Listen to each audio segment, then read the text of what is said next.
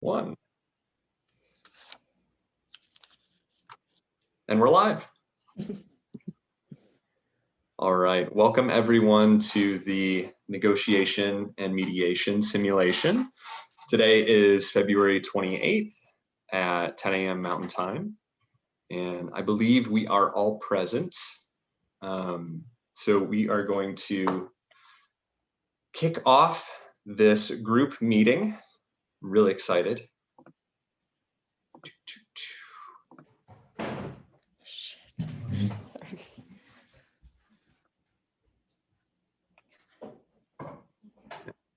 Okay, here we go. Can everyone see the slideshow? Yes. Okay. Yes.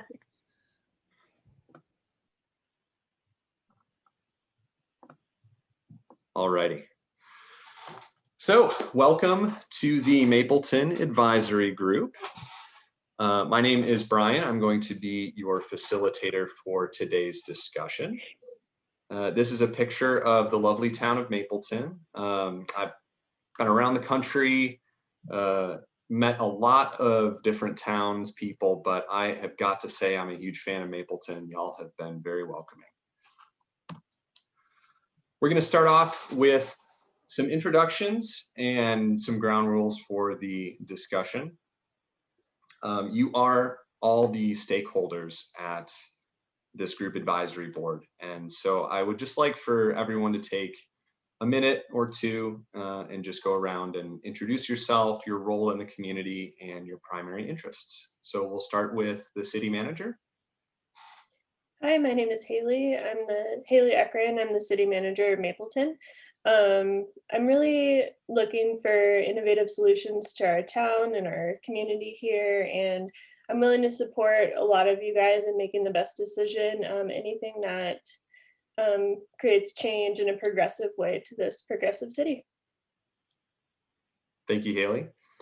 We'll move on to the Director of Public Housing. Hi, I'm Madeline Gauthier. I'm the Director of Public Housing, and my interests are in making sure that the most vulnerable populations are protected whatever situation we come up with. Great. Thank you, Madeline. Now to the Director of Public Health. Hi, my name is Sarah Dickens. I'm the Director of Public Health. My main interests today are ensuring emergency preparedness for the whole city of Mapleton, in addition to providing adequate resources and making sure that the citizens of Mapleton have enough resources to prevent illnesses and to keep them safe from the increasing floods and increasing temperatures. I'm here to support all of you and within each other, and I'm hoping to hear your ideas and that we can find a solution together to keep our citizens safe and sound. Thank you, Sarah. Now to the Executive Director for Neighbors for a Green Mapleton. Hi, I'm Mary. I'm the Executive Director for Neighbors for a Green Mapleton. My goals are just to reduce greenhouse gas emissions while adapting to the adaptation for the impacts of climate change. My goal is to really find a balance between those short-term needs and long-term considerations for the heat and flooding vulnerabilities. Thank you, Mary. Now to the long-range planner visiting us from Mapleton University. Hi guys, my name is Emma Gooding-Lord and I am the long-range planner for Mapleton University. Mapleton University is a major regional employer and a major landowner in the city, and our student body makes up about 1/4 of the Mapleton population. So my main interests are to protect the health and safety of university students and staff, but also show that the university is serious about tackling climate change. Thank you, Emma. And finally, to the President of the Mapleton Chamber of Commerce. Hi, everyone. My name is Nessa Farr. I am the president of the Mapleton Chamber of Commerce. I represent the interests of the business owners in our town, and we want to maintain the economic vitality of the city. I'm trying to help with facilitating conversations with business owners and the residents and consumers At the same time, we do want long-term climate change decisions to be made, but making sure that they don't undercut the city's economy or conflict with the immediate needs of the businesses and real estate owners. Thank you, Nisa. Thank you all for your introductions. I'm really glad that we could come together and discuss ways to address the impacts of climate change on public health in the Mapleton community. Just to set a few ground rules for the discussion, I would like everyone to keep an open mind, and I would appreciate if there aren't any interruptions when someone is trying to make their point. This is a safe space where mutual respect is key. And in terms of speaking rules, I would like to ask that everyone listen and everyone gets a chance to speak once before speaking again. Remember, we're all on the same team as humans and fans of the Mapleton community. And this discussion is for the overall good of the community. Any questions about the ground rules, or is there anything you'd like to add?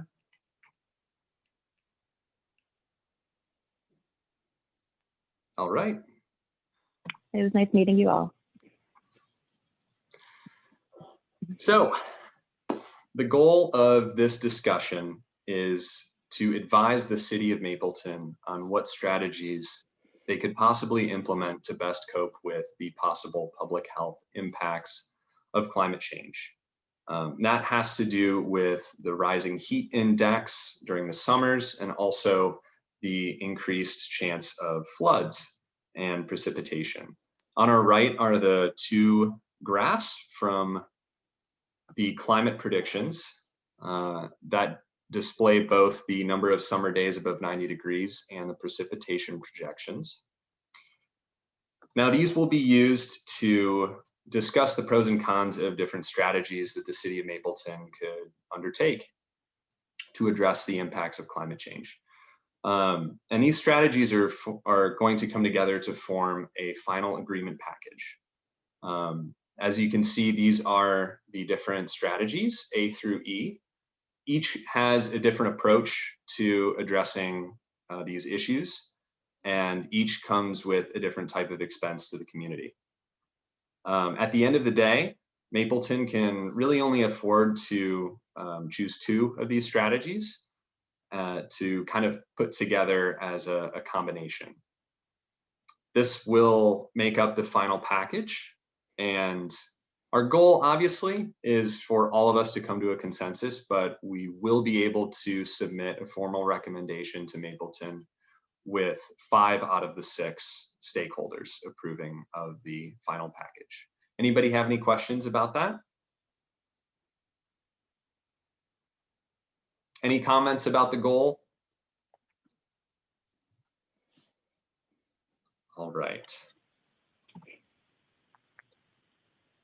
So to kick off our advisory group meeting, I would like for everyone to review the different strategies. And feel free when you're reading these to just keep your comments to yourself. We'll be able to hear you out during the discussion portion of this meeting. But it is absolutely okay to ask for clarifications in the language, or if you have any questions about the different strategies, feel free. So I will share those.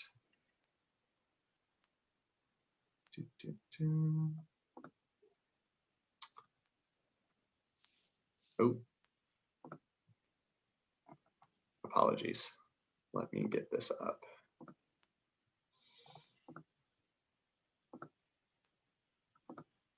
Okay, can everyone see the different strategies? Yep. Okay, so we'll start with A.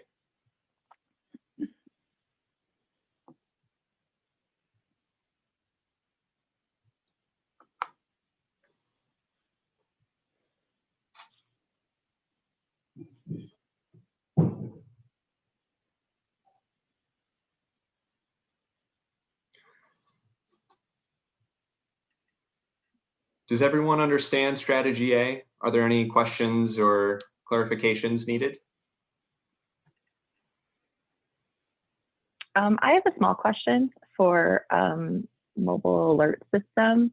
Sure. It's my assumption that this means with cell phones. Did anyone else take this phrase in a different way, other than just utilizing cell phones as mobile alert systems? Okay. Thanks for your question, Sarah. Yeah. Okay, moving on to strategy B, which focuses on emergency preparedness.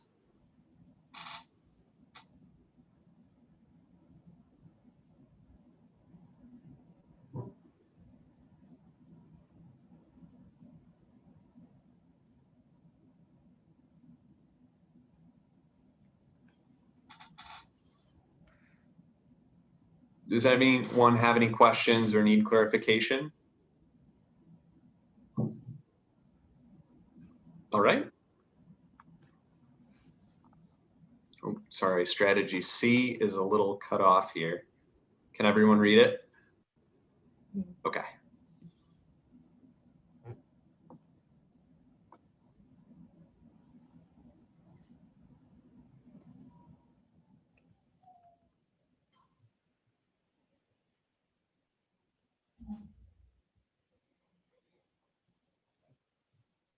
Any questions or clarification needed for strategy C?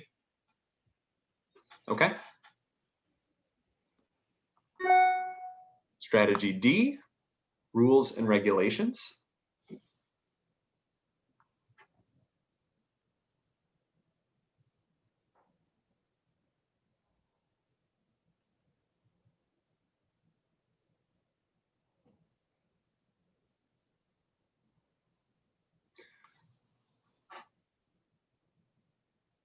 Any questions or clarification needed for this strategy?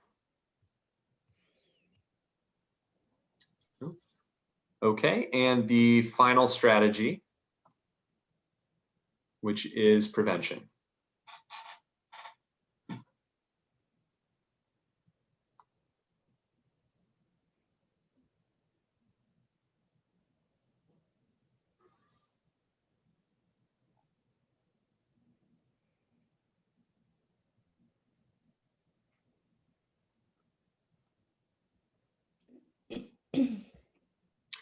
Any questions or clarification needed for this strategy before we begin our discussion? Oh, all right. Remember, at any time, I can pull up this list of strategies for reference. Eventually, we'll be coming back to this page to discuss the pros and cons of each strategy and try and find some common ground to formulate that final package.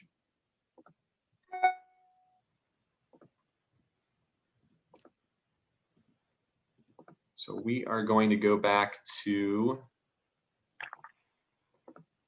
oh, okay. Oh, apologies. Okay.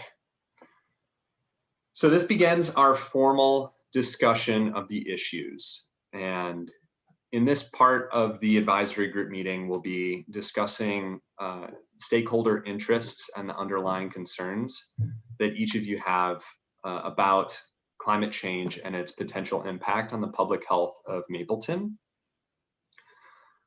In going through the strategies and how those address each of your interests and concerns, we'll have about 4 minutes per strategy to discuss how those either meet or do not meet your underlying concerns.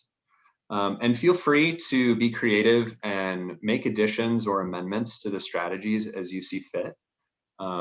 And this part of the discussion will not necessarily mean coming to an agreement.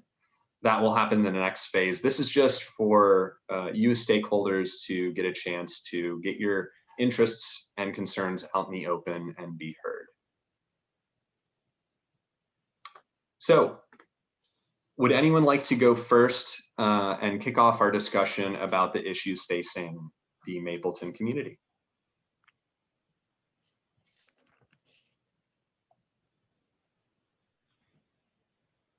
I can start.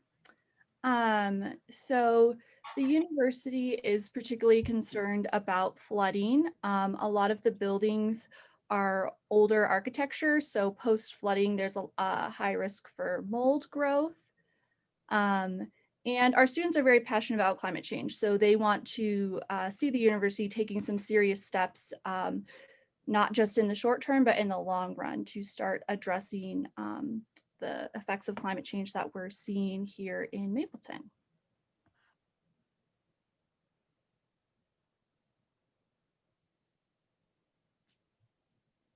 Thank you, Emma.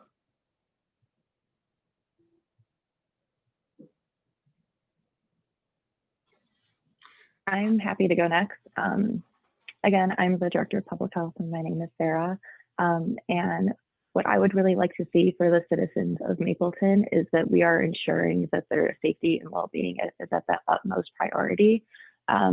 This would definitely include citizens that are elderly or young, basically any citizens that would have additional needs, such as disabilities, whether they're old or young or middle-aged, and that if they had any comorbidities that would lead to an increase of illness, we really want to prioritize these citizens in making our decision.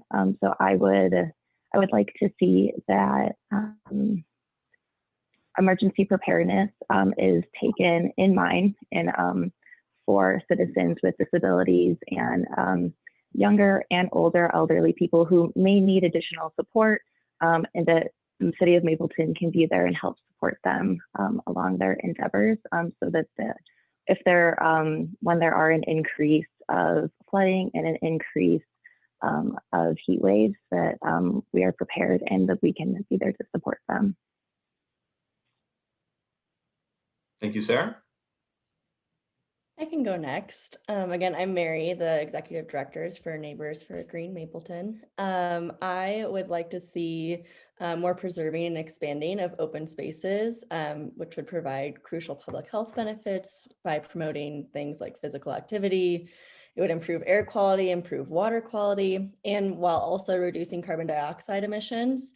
I would love for us to focus on adapting to climate risks while also reducing greenhouse gas emissions. Yeah, I think that's about it. I can go next. So again, I'm the president of the Chamber of Commerce. So during this meeting, I'm really hoping that we can find a balance between planning for climate change and then also supporting our local businesses and the community. We are most concerned about the projections presented in the vulnerability assessment and these links that we're seeing between climate change and health. For example, I have a 17-year-old son and he has asthma and can't play outside on the hot days when the air quality is poor. So we do believe it's really important.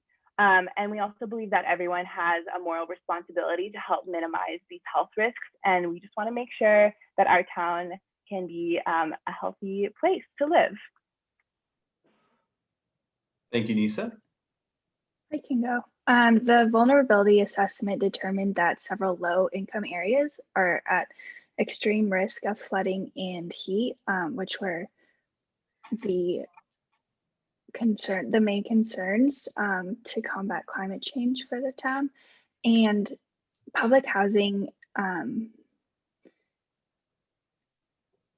fulfills a basic need for shelter, and so it can improve mental and physical health for people, reduces stress, which then can they can work more and add to the economic vitality of communities. And so I think it really benefits like the businesses as well as just basic like human need, and to make sure that they're not disproportionately affected.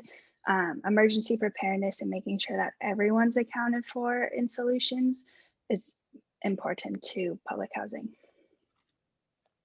Thank you, Madeline.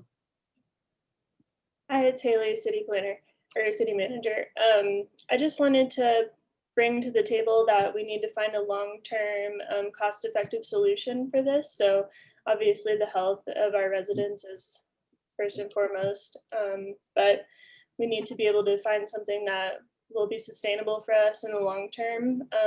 We also need to figure out a way that in the case of emergency, our services won't be disrupted to our citizens. So we want to make sure that they're still getting everything that they need, like electric and gas and everything in the case of an emergency. And I think that this is a great opportunity to see collaboration within this group and different sectors of public health here. So I'm really excited to do this. Thank you, Haley. Are there any common goals or commonalities between everyone's interests that anybody noticed right off the bat?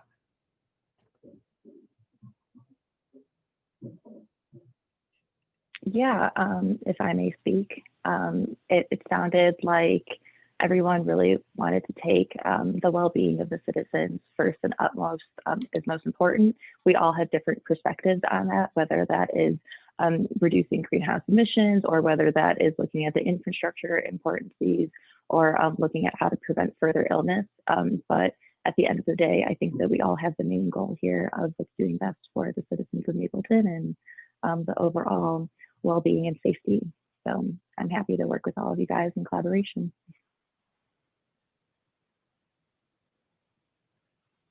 Thank you, Sarah. It sounds like we're all getting off on the right foot.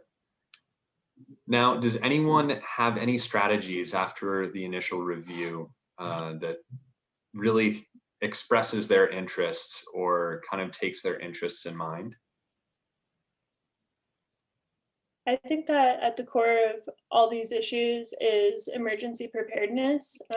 This is going to be able to increase the health of our population, decrease the impact of further climate change effects that we know are coming already.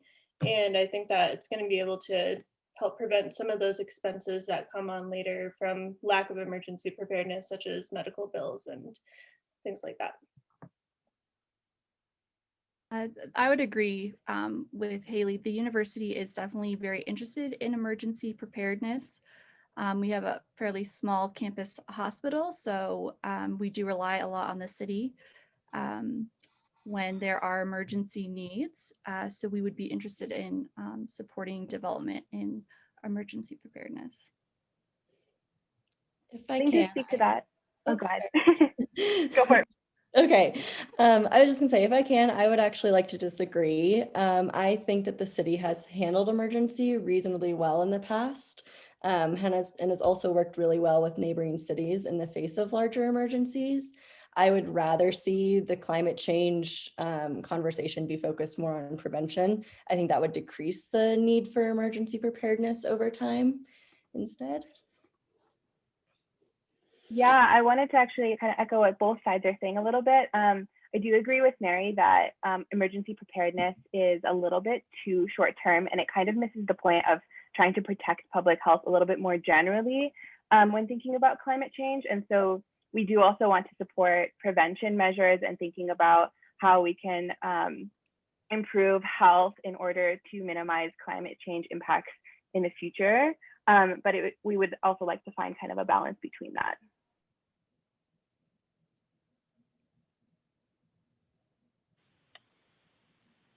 Yeah, I'm happy to echo both of what you said. As the Director of Public Health, our main initiative really enjoyed the response of the emergency preparedness idea because we would like to see the community come together as one.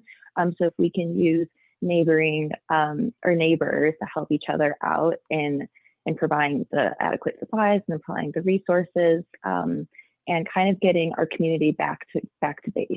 We want to see each other help one another, so we aren't so reliant on just the firemen and the firewomen and the emergency response teams. This way we kind of have a plan A and a plan B. To your point on prevention, I definitely agree this is a great strategy for a long-term goal, and I am totally behind that. I do have a concern that it would be a quite high expense for the city of Mapleton at the time right now, but I definitely echo your view on the long-term strategy. We've tried to do prevention at public housing and adding like air conditioning into public housing units, especially in seniors, and there's just not enough money. So I also agree that prevention is a high cost, whereas if you do emergency preparedness, at least people know what to do or where to go. And at least in the short term, it's not as high of a cost.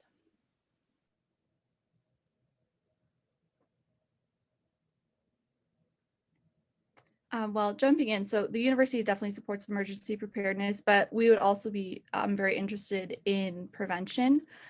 So we're currently looking into installing green infrastructure. So while it would probably be high costs up front, we do think it would pay off in the long run in terms of like costs from damage in the future. I can really see prevention being a really great way to reduce the intensity of flooding and extreme heat over time. I think that this strategy will really provide some great benefits for current Mapleton residents as well as future residents. If I may jump in, I think that one commonality between both of these strategies, prevention and emergency preparedness, are rules and regulations. We definitely need to bring in some kind of structure in order to make sure that people are taking seriously whatever plan we've set forth. And I think that that will, in the end, really make our plan effective.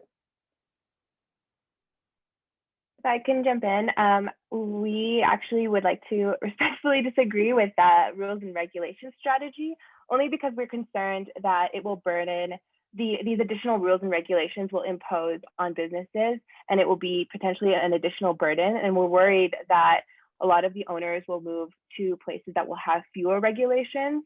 So we just want to make sure that we can help support our businesses and not necessarily have them relocate.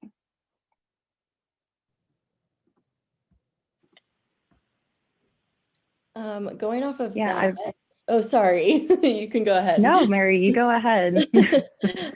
Going off of that, I definitely agree that there may be a little bit of cost for some private property owners. They might have to pay a little bit more, but it seems that most of them could afford it.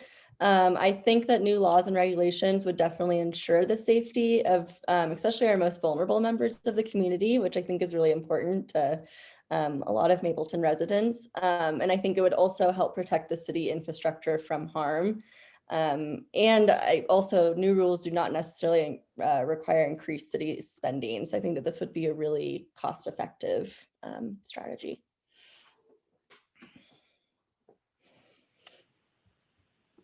I definitely can echo what Mary said about this being cost effective. It definitely would be cost effective in the long run. I am worried about the financial strain on each individual citizen in themselves. Definitely taking into account our elderly citizens and our really young citizens, or citizens who maybe come from a low income household. When the rules and regulations go into place, then there may be these additional zoning laws or additional infrastructure laws that are put into place, and then the owners of the property would then have to increase the expenses for each individual citizen to kind of meet up with these zoning laws and to keep everything up to pace. So I would be cautious implementing each individual rule and regulation, just because I wouldn't want to harm or just really put our citizens in a bind, seeing that their housing may have increased in prices, and then they would feel like they couldn't live in Mapleton or didn't feel like we were there supporting them. I wouldn't want to restrict them to only living in certain households because we have to implement all these additional zoning and or rules and regulations to increase the prices. I also agree. Like the upgrades, like air conditioning, there's just not enough funds. And so if there were more rules and regulations placed, we just don't have the funds to keep upgrading the infrastructure. And so it is good long-term, but we just don't have the funds right now.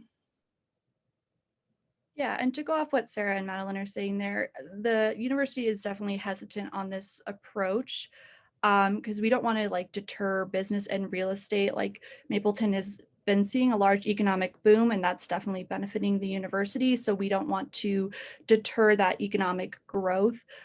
So the university would definitely want to see, if we were to move forward with this approach, definitely some limitations on it. and some other incentive for businesses and real estate development in the city as well. Yeah, thank you all. I definitely see where you guys are coming from, and I really appreciate your viewpoints there. I do just want to say though that over a long term, not implementing rules and regulations can create huge costs. If the university is damaged, that's a huge loss for us as a town. And if people lose their homes and can't afford to fix them due to these storms and everything from climate change, I just think that we have to think about the long term here too. If I may jump in here, thank you all for a great discussion. I appreciate nobody interrupting.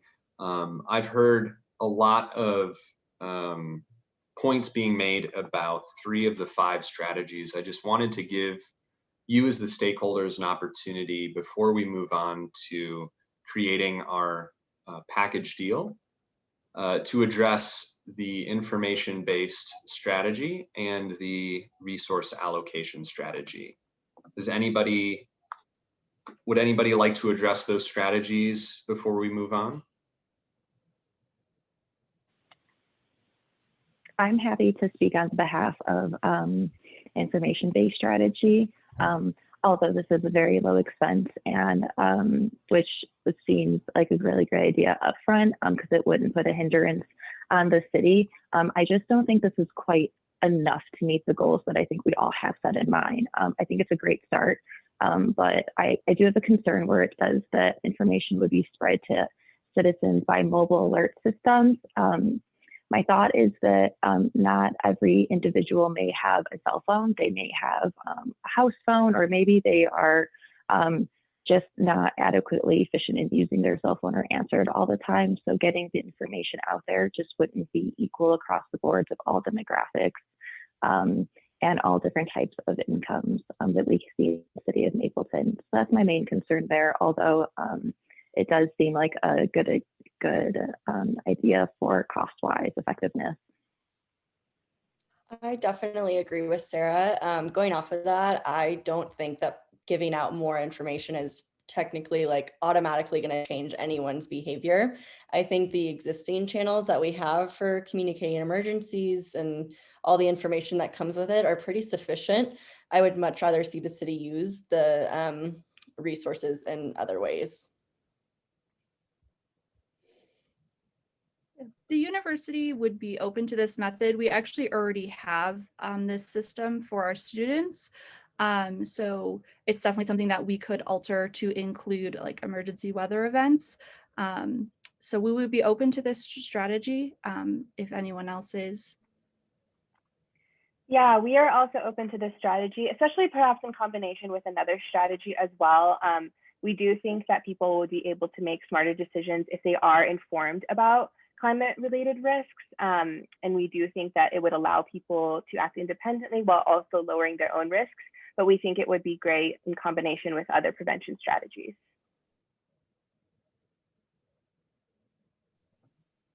Thank you all for your comments. Oh, Haley, did you have something to say?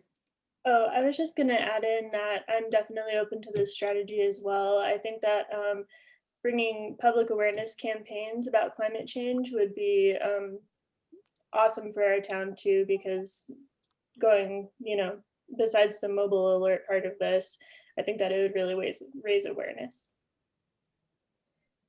I agree with Sarah and Mary that even though it's cost effective and may help raise awareness, people aren't necessarily able to act on that. And so I think we need more action in order to have efficient prevention methods. Thank you all for your comments. Madeline. Oh, sorry. No, you're okay. To go off what Madeline said, I do think that we need to act more now rather than later, although long-term is important. And I think that resource allocation can also help get us there as well. It would be implementing the change now and seeing the changes now rather than later. So then the Director of Public Health would, as the Director of Public Health, I would be really interested in seeing the resource allocation option as well. I think to speak to the resource allocation strategy a little bit, we are a little bit concerned that it will be a little bit costly and it might translate to higher increased taxes on business owners. Mapleton's already quite an expensive place to live and have businesses. And so we're worried that our smaller businesses might struggle to stay afloat.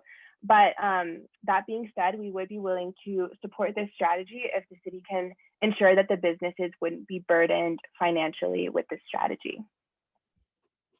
I definitely agree with Nisa and Sarah. It is definitely very expensive, and I think it could also divert resources away from other important priorities. I definitely would like to see more real action and not more preparation. But again, I would be willing to accept kind of a version of this strategy. I think that more recent policy research supports the need for more long-term prevention and some urban sustainability initiatives as well. Yeah, the university is also kind of just concerned about the upfront cost and just seeing like tangible improvements. Like that's why we are more in favor of the prevention strategy, because while it is also highly costly, we feel like we will see some real results from that, whereas the resource allocation, we would be interested to explore that further. We would just like to have some benchmarks and see, you know, where we would be seeing progress. Alrighty, thank you everyone for your comments. Just due to time constraints, we should move on to our next part of the discussion.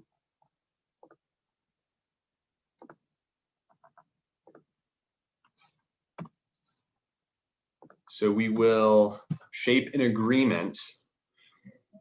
And in this part of our discussion, we're going to identify two proposals, two strategies that you can all put together and come to an agreement upon.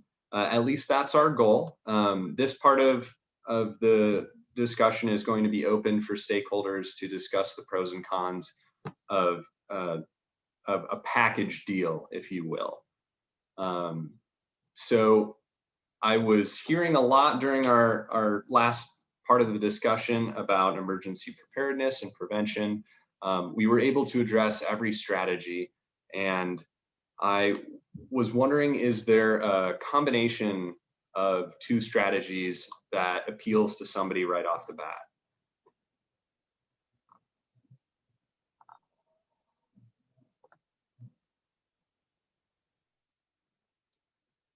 I think the university would definitely be interested in emergency preparedness combined with prevention.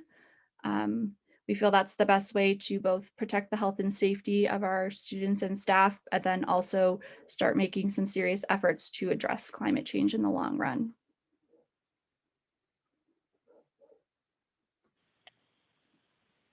Yeah, I would love to echo that package idea. I think it's a great middle place for multiple ideas to come together and to utilize what we have now and put forth those initiatives at this very moment, and then also to put forth funding for a future later date and to look at a long-term plan. I would love to see within the emergency preparedness that we really get together as a community and help and are able to give resources to our citizens and so they can help each other out instead of just relying on our emergency response team as a whole.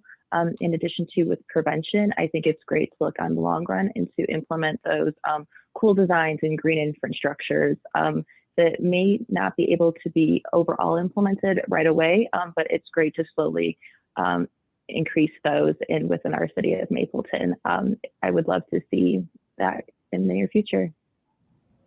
I agree with both Emma and Sarah. I think that while emergency preparedness wouldn't be our first choice, I think it would be great in combination with prevention, because while emergency preparedness might be like a little bit more short term, we think that prevention would be great in thinking about people's health today and also in the future. It would also help increase property values and helping improve the way the city looks if we're providing more green space for the community.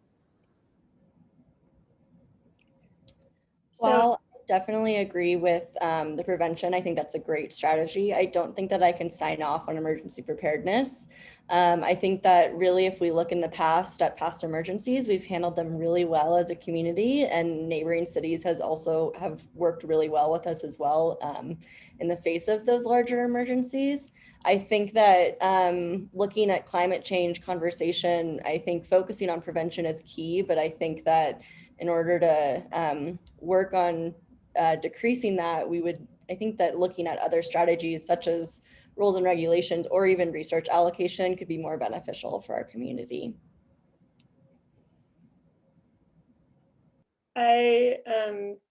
Respectfully, I do think that we need emergency preparedness in our town. We know that climate change is getting worse. We're going to have more flooding, more storms, more poor health outcomes as a response. And I just don't think that we're prepared for all of this. I do think that prevention, while being a surface level great idea, it's incredibly expensive, and I would be more willing to get on board with prevention if we kind of tailored it to improve the health of our residents in the short term instead of the long term.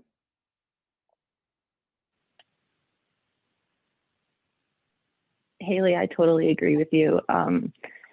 I would also be willing to accept prevention. I do think there are pros and cons to it. It is not my first choice by any means, but I do see it as a great middle place looking forward as an incentive to kind of have an overall health impact in a positive way for the future for our residents. I do agree with you that I do think it's a financial strain, and I would like to more talk about the particulars if that is the way that we would kind of go, because I almost wonder with the prevention aspect and encouraging greenhouse infrastructures and such that would put a financial strain on businesses and those private properties. And I'm also wondering if maybe like incentives then should be discussed so businesses would be more willing to do it, and what the cost of that would look like. So there's definitely some pros and cons there, but depending on the particulars, we would be willing to accept this.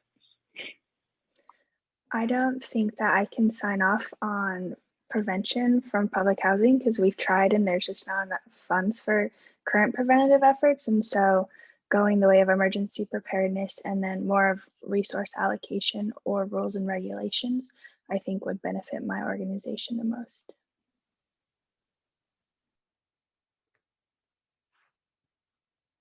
Now, is there part of these strategies that any of the stakeholders would like to maybe adjust so that there's a consensus that could be reached? I observed in talking about prevention, the idea of tailoring it to short-term versus long-term, and even in rules and regulations, are there parts of a different strategy that could be adjusted or maybe complemented with another?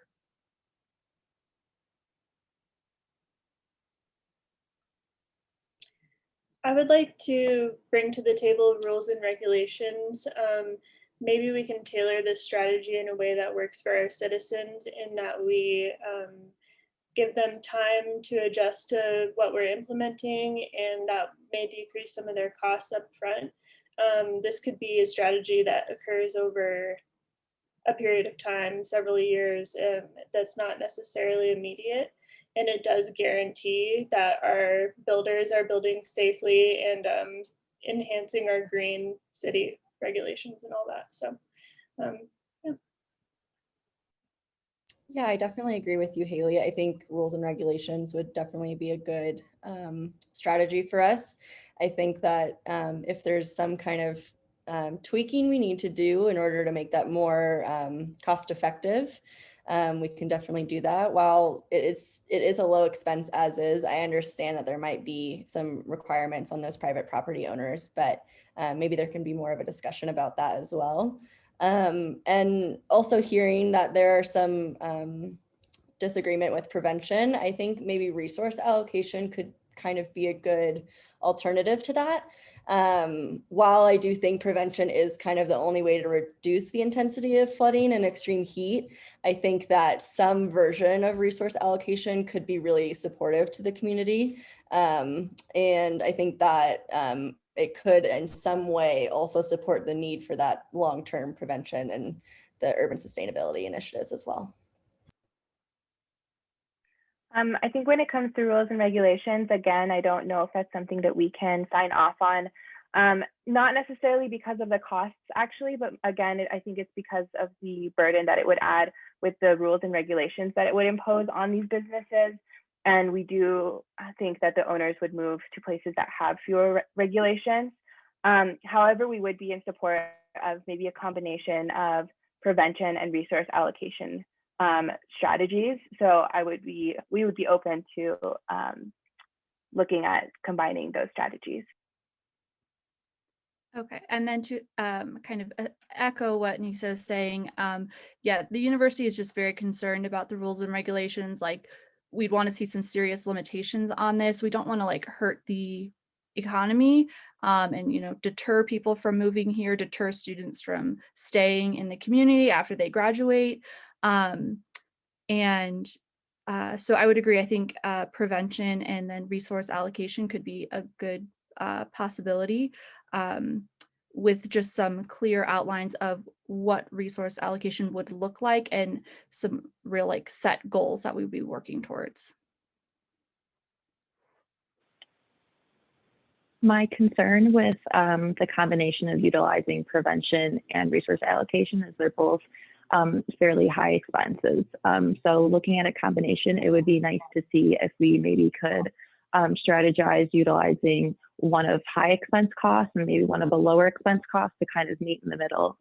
So I was thinking that potentially we could use the resource allocation, and then although I don't love rules and regulation theory, I would be willing to accept it if we can kind of implement parts of the resource allocation to then help with the rules and regulation. So it's not so much of a financial strain and a financial burden on our low income families.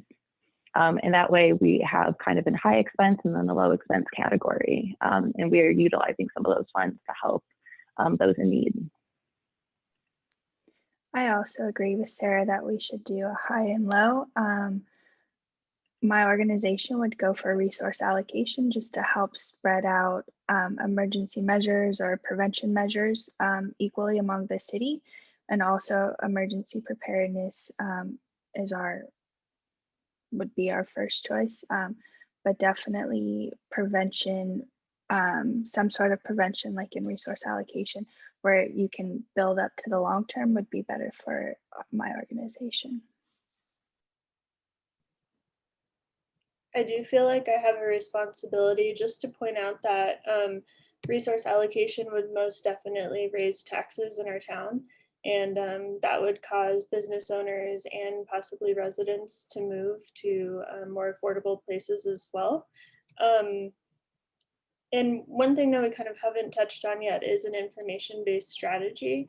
This has a low expense to everybody involved and can just raise awareness in our town, which I feel like is maybe the first step of adjusting to this climate change. I agree with Haley. I think that in regards to using strategy A, it's again, low cost. It could be provided for everyone. Maybe we can think about ways of ensuring that those who don't have access to mobile devices can be provided with something that could give them access to the information that we're sending out as well. And so, yeah, we would be in support of that, I think, in combination with maybe more long-term prevention strategies as well.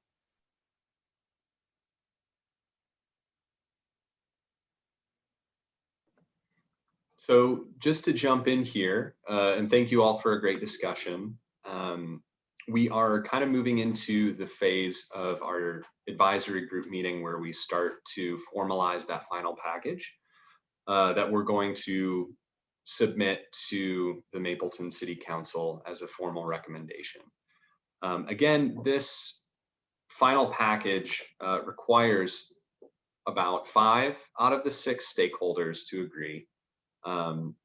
And it'd be nice in a demonstration of unity in such a politically divisive time to show that Mapleton is united in their recommendations for the public health of their citizens. So I would like to begin the final agreement phase and ask for each stakeholder to submit a proposal of combined strategies and a vote.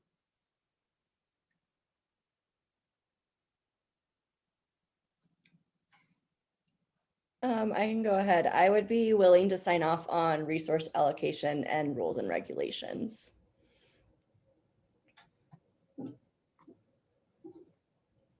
I think the university would be willing to sign up on prevention and either resource allocation, emergency preparedness, or information-based. I am just still pretty hesitant on rules and regulations. So if we decide with that, I would like some more further discussion on some limitations of it. I'm completely on board with Emma as well. I think that we would be willing to support a combination of prevention and one of the other strategies, but not rules and regulations as well. I can go ahead and echo that. I would agree that rules and regulations, although it's a low expense, I just do think it would propose a hindrance on a majority of the citizens. And so I would more likely to look at resource allocation. And then we can kind of mix that with either emergency preparedness, or I would also be willing to accept the information base since it is low cost, and since I am understanding that resource allocation is of higher cost. I think due to the long-term expense of resource allocation and the increasing taxes on our citizens, I would be willing to sign off on emergency preparedness combined with either rules and regulations or information-based. I would agree to sign off on emergency preparedness and resource allocation, or some sort of rules and regulations where it doesn't massively impact low-income public housing residents.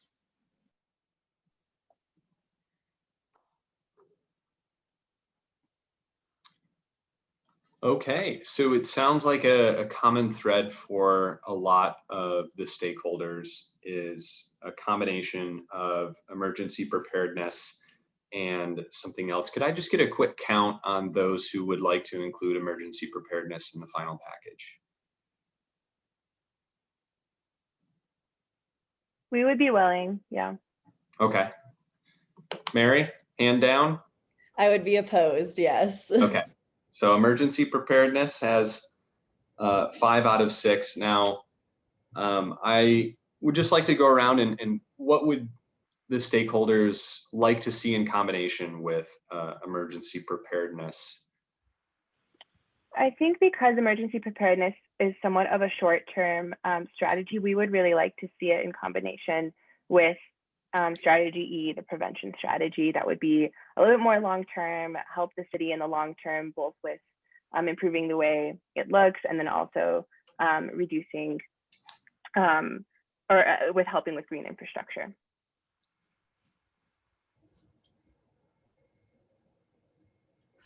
I would agree. I'd really like to see prevention as well. Some version of that would be great. We would like to see it paired with resource allocation, ideally. Yeah, I think the university. Ideally. Sorry, go ahead, Sarah. No, it's okay. Ideally, as the director of public health, I would also like to see it paired with resource allocation. However, Mary, since you did so strongly oppose the emergency preparedness and you are willing to go ahead with the prevention, we would also be willing to go ahead with prevention as long as we kind of did tackle those financial strains that may be impacting our low-income housing. Yeah, and the university would love to do prevention. That would be one of our main focuses. So we'd be happy to support that.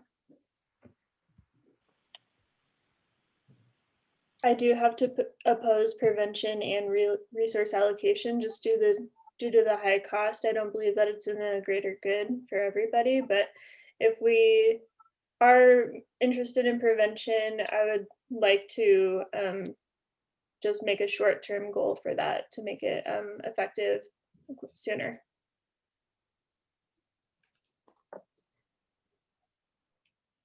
If I could just get a quick count and kind of gauge what an amended prevention strategy, what kind of support that would garner. Who amongst the stakeholders here would support a short-term prevention strategy to complement emergency preparedness?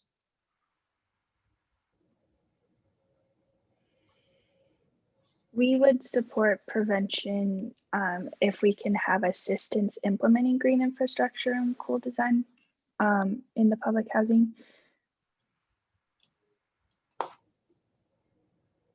I would agree with Madeline. We would be willing to accept it amongst those terms. I think that's actually a great idea, but it's most definitely not our first, not my first ideal choice. The university is definitely happy to move forward with any type of prevention efforts, really.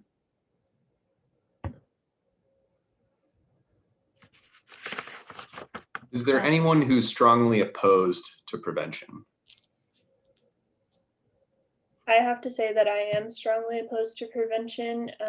I feel like this group of this board can do so much more for the health and safety of our residents, and this is just such a high expense. It's not going to improve the health and safety of our residents in the short term right now, and we know that climate change is happening. We need to do something bold now about it.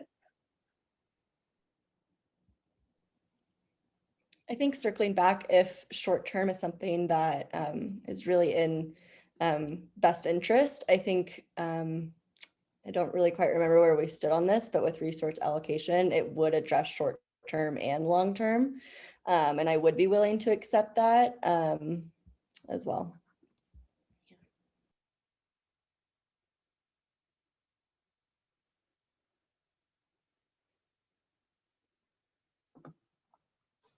Okay, so with a couple minutes left in our advisory group meeting, we have the emergency preparedness strategy received a 5 out of 6 vote. And I would like to just get numbers on, I'm just gonna list off the other strategies to couple with emergency preparedness. I've enjoyed hearing the types of concessions or amendments you can make to the different strategies. Again, our goal is to get 5 out of the 6 stakeholders to come to an agreement. So in combination with emergency preparedness, who would like to see a shorter term prevention strategy paired with that? You can just raise your hand.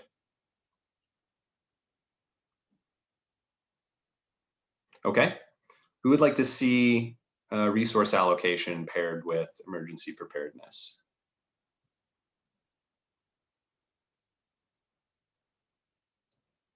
Okay. So that was 3. Okay. Who would like to see rules and regulations combined with emergency preparedness?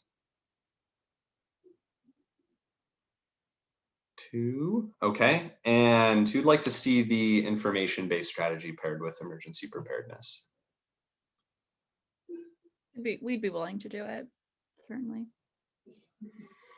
So it seems like there's pockets of support amongst the prevention, resource allocation, and information-based strategies. Are there any concessions that people are willing to make just so that we can come to a final agreement and submit a recommendation to the Mapleton City Council? I was just going to share with prevention. We are in support of the prevention strategy, actually. I think our only concern initially is that emergency preparedness is already a short-term strategy. And so we were hoping to balance that out with a prevention strategy that would be more long-term. But if that's the only way that we can get consensus amongst the team, we would be willing to go for a more short-term prevention strategy. Yeah, I would agree with Nisa there. We would like to see some more long-term prevention, but if we want to start start here with more short term and see where we can work with that, we would be willing to concede to that as well. I would be willing to couple an information-based strategy. I feel like while resource allocation and prevention definitely have their benefits, maybe we need more time. And right now, what we can do is get the information out and combine that with emergency preparedness. I unfortunately do not see any benefit with emergency preparedness in relation to climate change and the conversation around greenhouse gas emissions. I'm not sure that I can sign off on that unless there was something that focused more on that prevention. Well, I do see that it is a short-term kind of solution. I just don't know that it's really going to support our community in the long term. And just a quick reminder, the emergency preparedness did get a 5 out of 6 vote. So that was voted to be part of the final package. We're just looking for common ground on the second strategy to be coupled with that.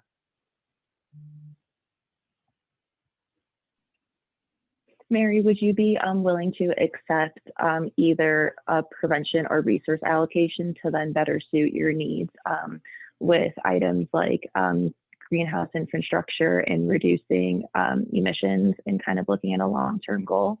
Would either of those plans or some of amendment of those plans would you be willing to accept that? Definitely. I think prevention is a great strategy for that. I think it would really focus on those cool designs and green infrastructure and reducing that intensity of flooding and heat. So I think that is definitely my number one. I would be willing to talk about resource allocation if there was some kind of, we kind of discussed that a little bit more, but prevention is definitely my number one. So just to gauge everyone's agreement, can I see again hands for people who would be willing to compromise and have prevention, an amended version of it, become that second strategy as part of the final package? Okay. So it looks like our final package will be a combination of the emergency preparedness and prevention strategies. Thank you all for a really great discussion. I just have one more thing to share, and that's a big thank you. Oh no, there it is. Okay, so thank you to all the stakeholders for attending this Mapleton Advisory Group meeting, and we will be able to draft that formal recommendation to the Mapleton City Council, a combination of emergency preparedness and prevention, hope to combat some of those more nasty public health impacts of climate change. Thanks for all sharing your interests as separate stakeholders in the community. Again, yeah, appreciate y'all coming out, and whatever the mascot of Mapleton University is, go them. Here's to. I decided it was going to be maple leaves, so I put little maple leaves on there. Leaves. Go Maple Leafs. And scene. Great job, everyone. Cool. Thanks for facilitating, Brian. Yeah, no problem. Yeah, you did a great job. Do you want to stop the recording, Brian? Wait, no, we have to keep it recording while we do the debrief. Yeah. Oh, gotcha, So, gotcha. Okay. Thank you, and also great job to everyone in your roles. So I will pull up the written debrief. This is something, okay, good to see people are outlined, and I can share that with y'all here. Can everyone see the document? Yes. Okay. So the outcome, I'd say, is overall positive. With some kind of give and take, we were able to get a 5 out of 6 vote on emergency preparedness and all 6 on prevention. Haley, I know it didn't really meet the needs and interests as a city manager, but we were able to come to a 6 out of 6 consensus. And with the major concerns that we discussed, I heard a lot about the cost to Mapleton. Nisa, you promoted a lot of the business interest side of things. If people are business owners going to move out of Mapleton, are students going to switch to a different university if they can't really afford to live there? I think that was a big concern, as implementing policy can sometimes be costly and kind of seem like a lot of red tape just to get things done. Did anybody else see or kind of echo that as one of the major concerns? Yeah, I would agree. I think cost was a concern for a lot of people. I also think, you know, like it just seemed like a common theme that, you know, everyone was in the end just like concerned about like the well-being of the citizens, and cost played a role in that too. I think, you know, how much will it cost, you know, taxpayers and things like that.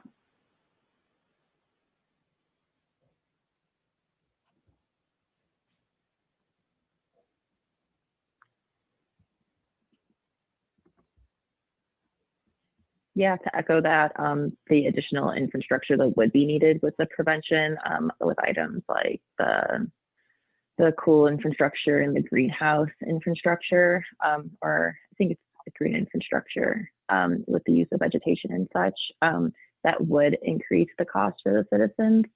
And so my thought was maybe like utilizing incentives somehow to kind of help small businesses want to make those changes. So cost was definitely something that we were concerned about as well.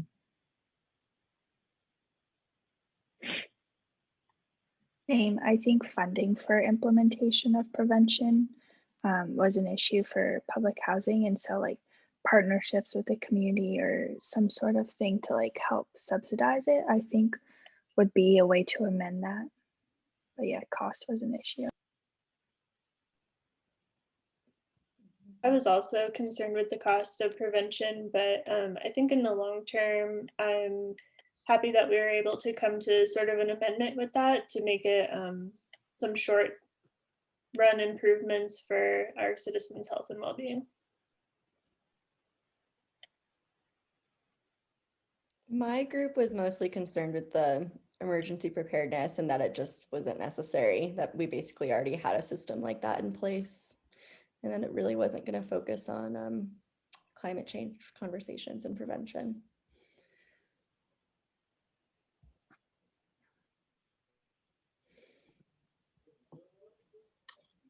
I'm not sure what the closest town to Mapleton would be, but it seems like if they have an effective infrastructure in place, or they can call upon neighbors, like maybe in the short term that that one might not have been. I wasn't allowed to comment, so I just kind of had to keep things up here. I had to be a neutral facilitator, but I think I like the choice that that y'all came to, and there was an agreement reached. You betcha. I'll fix this document up later and submit it on behalf of the group. So we don't all have to submit it, just you? Yeah, just me. So Okay, we're cool. gonna take the notes on Zoom, and then I can like embellish and make it sound pretty later. So what we're talking about concerns, how did the more like public health centric concerns shape the discussion?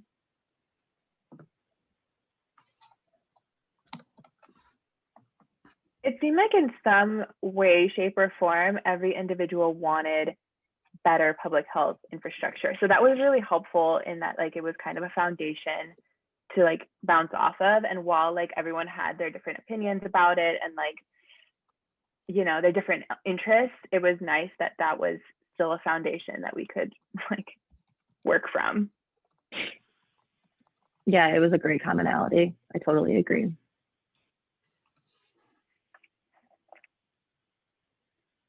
I feel like everybody was concerned with health equity too. We all talked about the cost for the government and the citizens. So I feel like that was a commonality too. I think it was kind of like two common themes running through was like the debate between like long-term preventing climate change and then short-term, like how are we helping the citizens like right now, not necessarily with stopping climate change, but with like the effects that have already been seen. I think that, sorry, oh, go ahead. just an observation of the discussion. I think y'all bounced back and forth between those two a lot and trying to decide what's most cost effective now, given that climate change is such a daunting, like long-term issue. It did say in the preparation document, like somebody from the city was quoted that it's impacting them now. And so thinking about where to put your money now and like how is that going to pay off in the long run, especially for health, like the green neighborhoods and the vulnerable populations, like the low income housing. Yeah, I really appreciated us talking about long-term versus short-term. And I think we had a good balance that we wanted to see an action for now, even if the now is in the next couple of years versus long-term, like in the 2030 projections and the 2070 projections. Mm-hmm. Although 2030 is knocking at our door. True. All right, so it seemed like we were able to come to a conclusion. And how did y'all feel about balancing competing interests? I didn't observe many like trades. I heard the phrase like I'd be willing to consider, or like an amended version.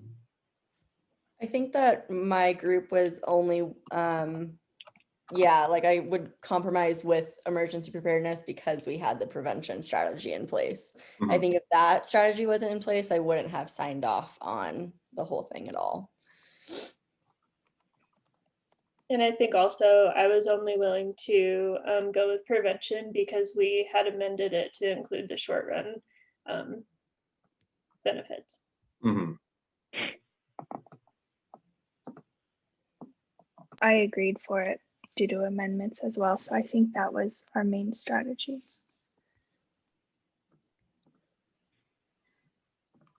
Yeah, I also think amendments was our main strategy, especially looking at prevention. We did speak about that there would be a financial strain on the citizens.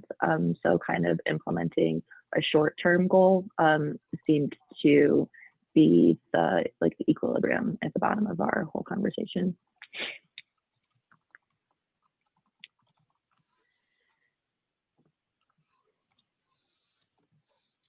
In y'all's opinion, what kinds of arguments were the most persuasive?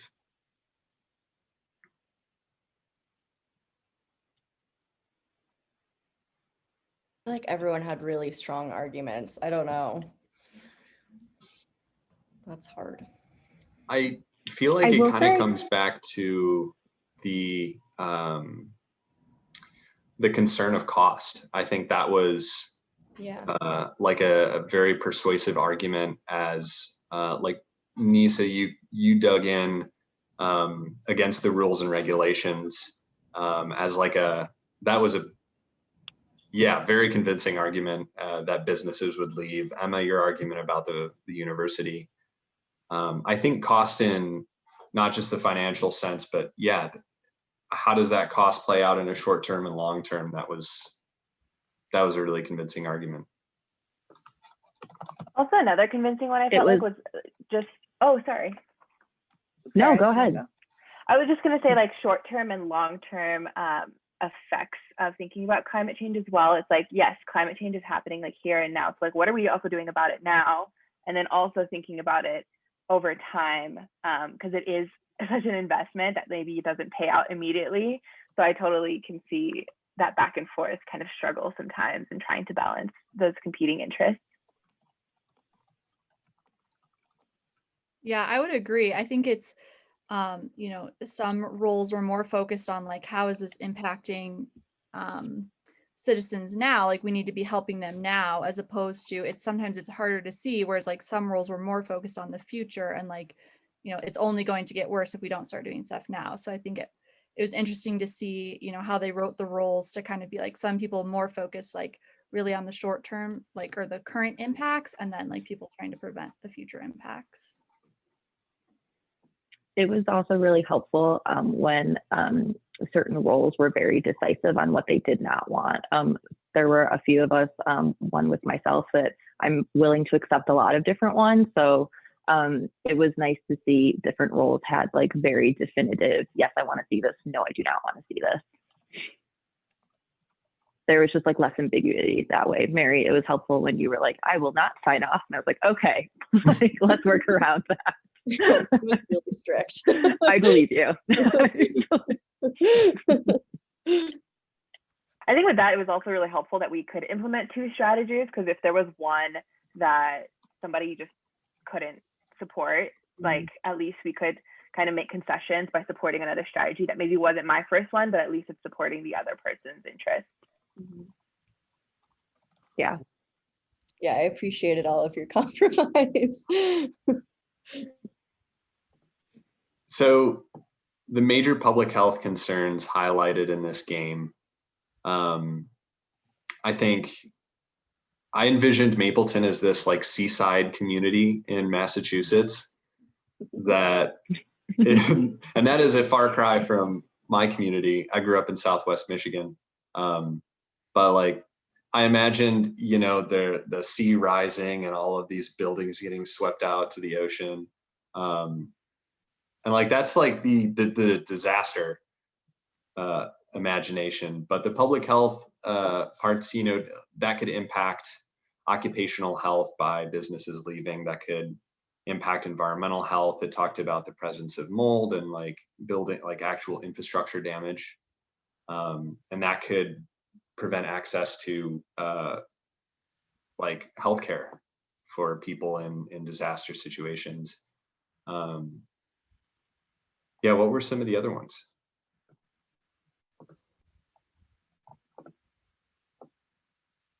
I mean, I feel like it was a very accurate representation of like the climate change, you know, and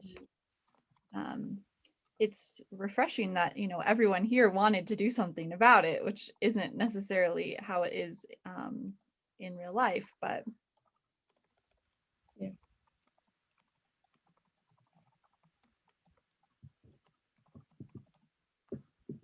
Oh my gosh. I'm so sorry. I keep forgetting to mute and I'm typing away. You guys must just hear like all this clack and clack. Sorry. It was also discussed by a lot of us that we were really concerned about the low income housing population and how to provide additional assistance for them. So that was nice to see that that kind of went along with cost. Obviously, if you raise costs, then you're deterring families who possibly don't make that much money from staying in Mapleton. And I believe it was said that Mapleton was already a pretty expensive place to live. So it was nice that we were keeping that in mind throughout the whole conversation. And just how some populations are disproportionately affected, like with climate change and the areas that low income housing was in, but also like you can see it in COVID now. And so I think just like the focus on health equity, like Haley said before, was important.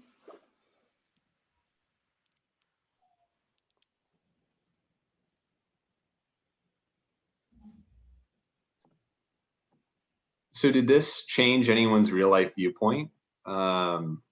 I know I feel better prepared as a result of the role playing to kind of pay attention, knowing that climate change is this omnipotent problem that's going to cause mayhem for everyone now and eventually if we don't do something. I think that I'm going to pay way more attention as to how it impacts like my local community, like where I live, you know, now in Denver, but also where I'm from in the Great Lakes region. How is that going to impact where my parents are living, where my brother lives in Texas that just got destroyed by a winter storm. Does anyone else have kind of those thoughts about kind of their own communities and how climate change might impact them?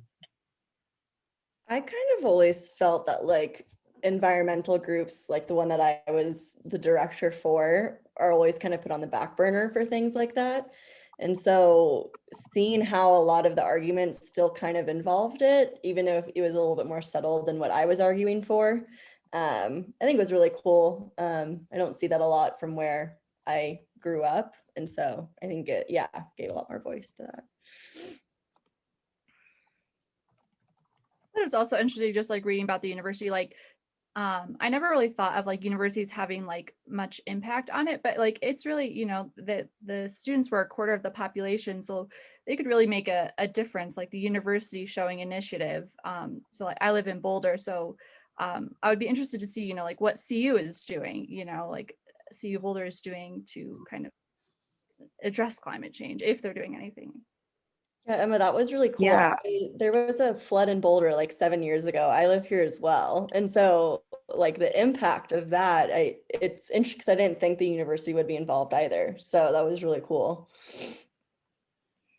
It made me remember my undergrad, and where I went to undergrad was like central Illinois, middle of the cornfields. And so our university was like a lot of the population there when students were in. So it kind of made me think about that and think about how the university would come in to play on their stance of things. It definitely made me reminisce. And now I'm kind of wondering like what the university is doing for those big ticket items like climate change. I didn't think about that before. I definitely just thought the university kind of stuck with the students and the faculty and such. I went to Michigan State for my undergrad, and that's a school of like 55,000 students. And our main color is green. And so like environmental stuff was kind of stitched into every single poster or things on campus. It'd be like, go green, support your school, you know, turn off the lights in your dorm room. And I think about like, okay, those strategies are in place, kind of like an information-based campaign, but then what's the impact of having like 55,000 people like descend upon this tiny town? Not tiny, but you know, like what are the climate impacts of those people just being there? And then compare that to now where we're doing grad school remotely. Yeah. What a time. Yeah. I thought it was So how do you think, oh, I'm sorry. I just thought it was interesting too to see like the different stakeholders making their case, because I feel like maybe some of us wouldn't necessarily agree with some of the things that we had to stand up for in real life, but yeah, it was just interesting. No, I totally agree with you, Haley. I was just thinking about that. It's like the stakeholders, like just learning to like collaborate and work with people that do have different interests. And I think like in this case, it was somewhat easy because you did have like a foundation point to work off of where like everybody did want some kind of change. But what do you do when there's stakeholders who don't even believe in climate change, for example? Like how do you work from there? And so I think like trying to start a conversation where you do at least have like some shared understanding or shared goals is so key when you're thinking about trying to like make changes with these issues. Otherwise it's just like at a standstill. So it's just interesting to kind of see all these different sides and perspectives, and they are competing sometimes. And so trying to find commonalities and concessions and be willing to like every side being willing to learn is just so important.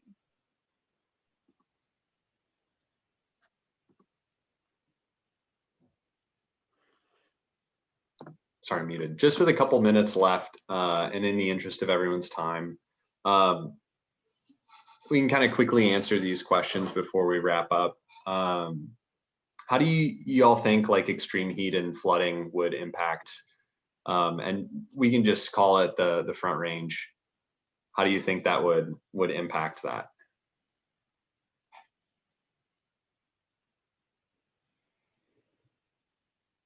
I think like the flash flooding is pretty disastrous for those towns that are like either, I don't know, in the bottom of the canyons or like right at the mouth of them, like right at the base. I imagine what like a huge flash flood would do to Boulder.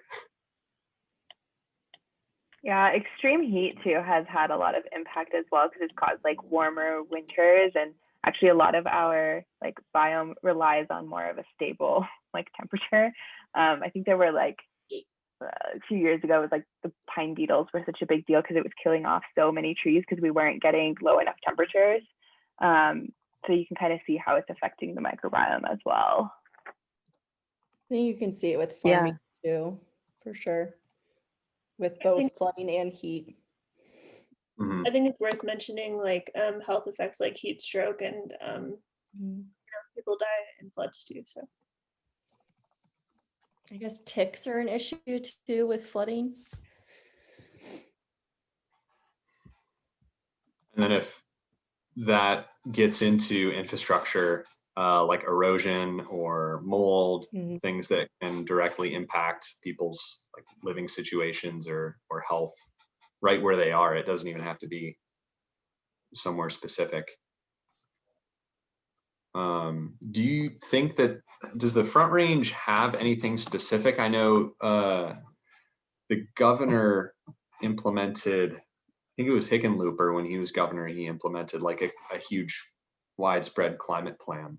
I'd be interested to see what Denver or Boulder or Golden even, did they go with emergency preparedness? Did they go with information campaigns?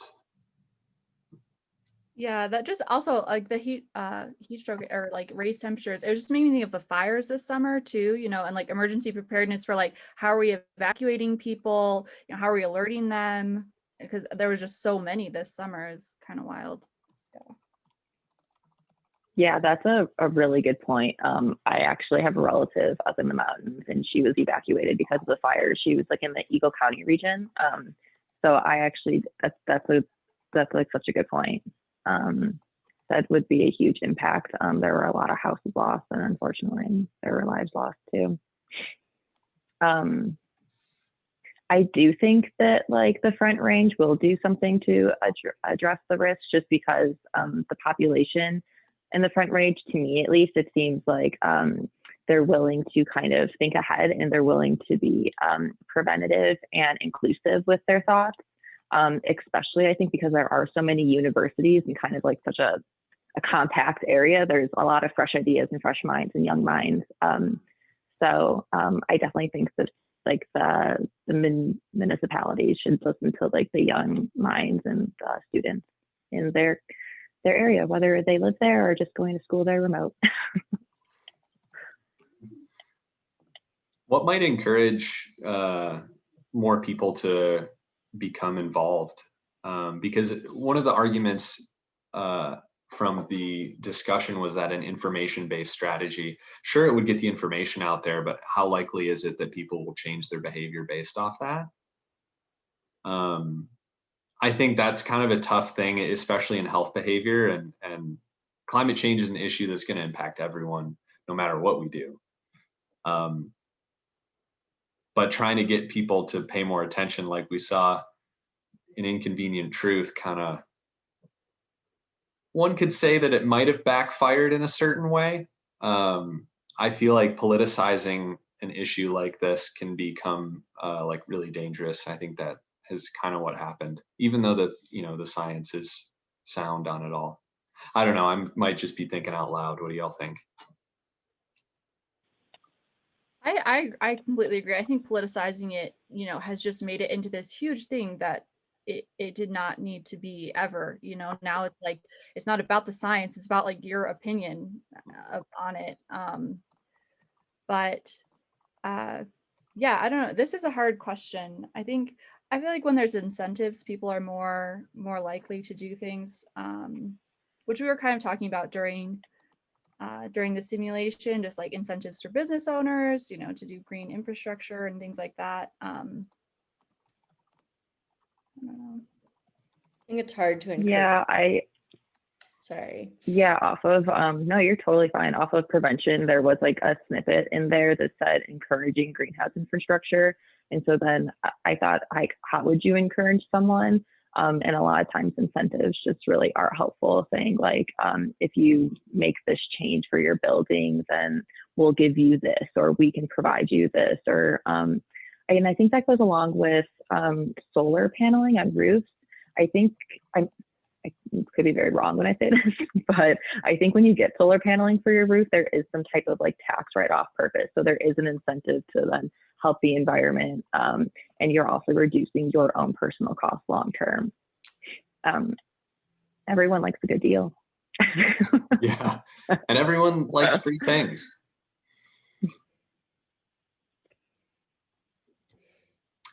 Cool. And I would agree with the last question. I think a game like this is at least made me think about my own community, both the Front Range and then where I'm from back home in the Midwest. You know, I think it's inevitable. Yeah, what do y'all think?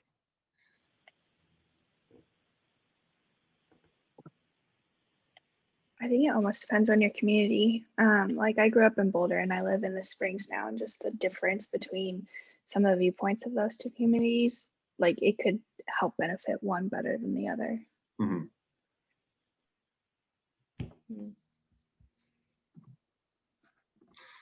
Cool. Well, it looks like we've gone a little bit over time. Here, let me stop the recording. Okay.